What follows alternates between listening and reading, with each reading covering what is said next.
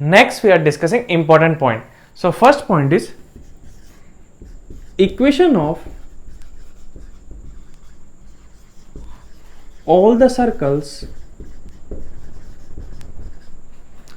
which are orthogonal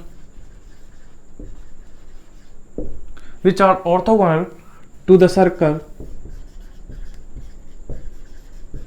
modulus of z minus z1 equal to r1 and modulus of z minus z2 equal to r2. Okay, so we want to find out equation of all the circles which are orthogonal to these two circles. Okay, so let's take that circle is z minus alpha equal to r. Okay, so this circle is orthogonal to these two circles. Okay, so if this circle is orthogonal to this circle, then we can say that radius square plus this one radius square equal to distance between center square. So distance between center is what? Here center is what? Z1 and here is what? Alpha. So what will come? Modulus of alpha minus Z1 whole square. This will come. So from here we can say that r square plus r1 square. If we simplify this one, we can add this one alpha minus Z1 into alpha bar minus Z1 bar. This will come.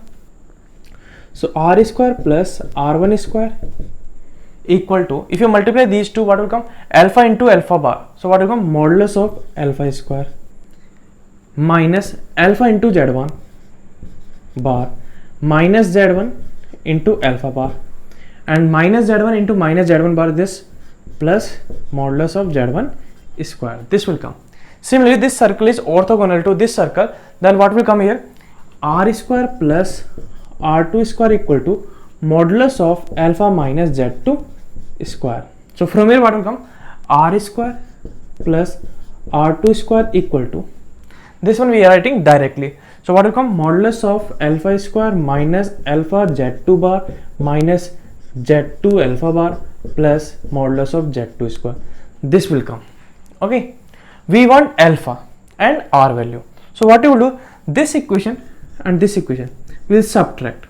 So here from here what will come? R1 square minus R2 square. This one is getting cancelled. Here what will come? Minus alpha Z1 bar minus of minus alpha Z2 bar. So from here what will come? Alpha Z2 bar minus Z1 bar. Okay. Similarly here also what will come?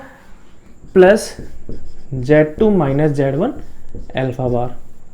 And from here what will come? Modulus of Z2 minus Z2 square plus modulus of Z1 square. This will come. Okay. So from here, see, R1 square and R2 square we know, because these two circle equation is known. Okay, and Z1 and Z2 is known. So this one is known, this one is known. So Z2 bar minus Z1 bar is known, Z2 minus Z1 bar is known, and minus modulus of Z2 square is known, plus Z1 square is known. So from here one relation will come between alpha and alpha bar. Okay, so from here we can find out the values of alpha.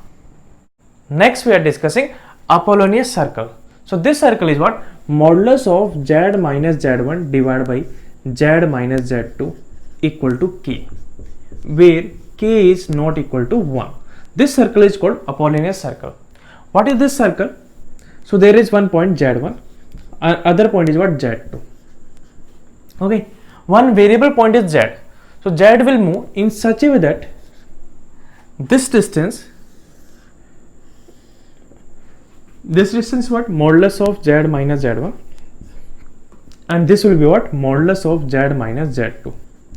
This distance ratio is always constant and that is equal to k. So we'll get this circle.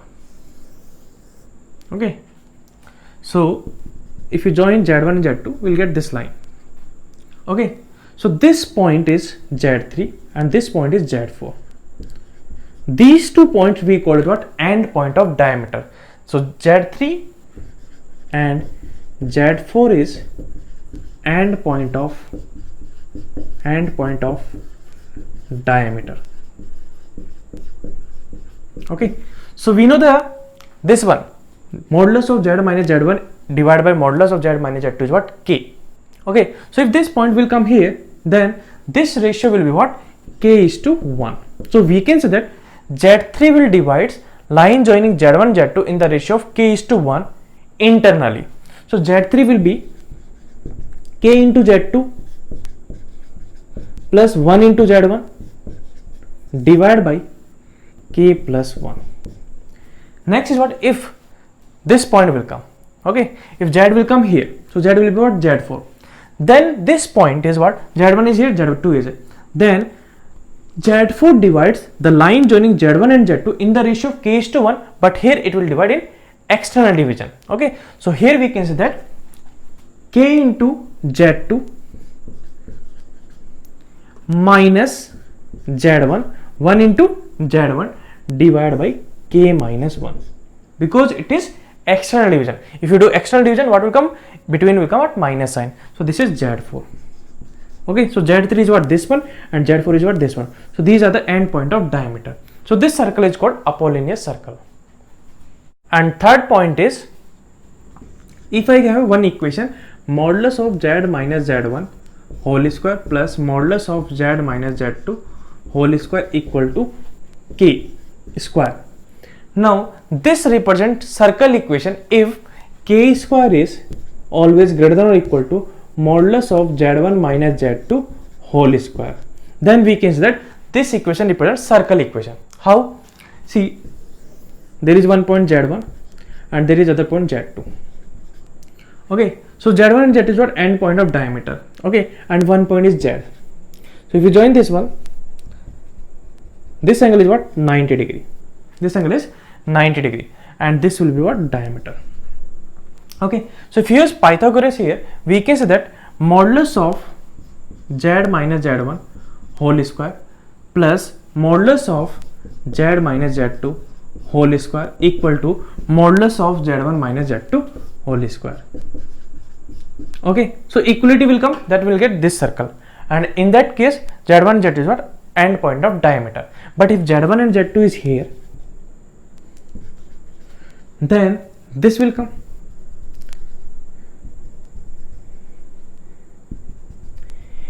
In this case, this side is k square, and this side is what? Modulus of Z1 minus Z2 whole square. In this case, we can say that sum of two sides is always greater than third side. So this will become greater than.